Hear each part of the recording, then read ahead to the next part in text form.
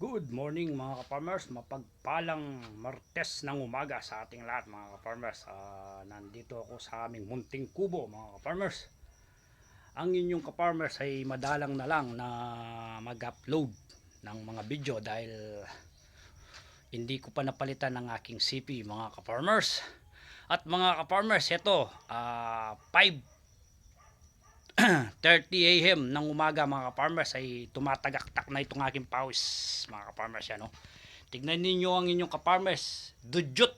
Napakadumi ko mga ka-farmers sa kadahilanan kagabi umulan mga ka-farmers at nag-ikot ako dito sa aming mga tanim na mangga. Marami palang inog yung mga kinalabaw mga ka-farmers. Ito, nakaisang timba ang inyong ka-farmers ng inog o manibalang na mangga. Ay mga ka-farmers, oh. Yan. Kung bibilin mo ito mga ka-farmers, itong laki ng timbang ito, nasa ano siguro ito?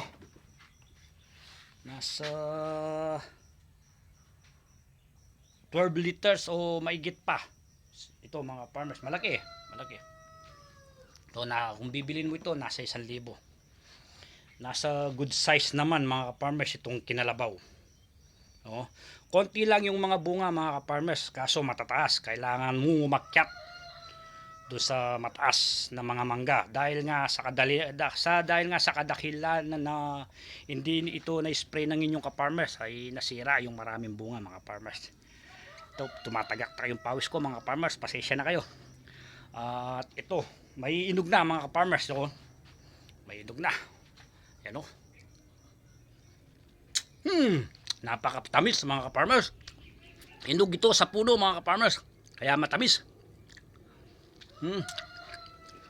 Ito ang original na organic na walang chemical mga ka-farmers.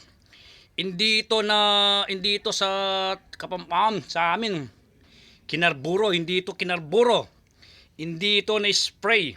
Ito ay original na organic mga ka-farmers. Ito ang hinog sa puno na mangga.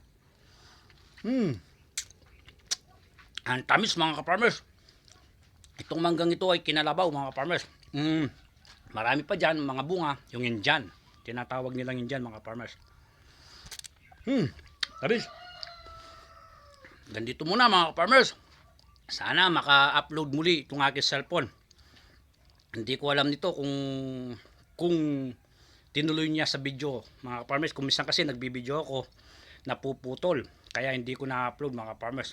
Hanggang dito sa muli mga ka-farmers, maraming salamat sa ating Panginoon sa binigay niyang biyayang ito at lagi niya tayong gabayan. Yun lang mga ka-farmers, ang inyong ka-farmers na nagsasabing I'm proud magsasaka.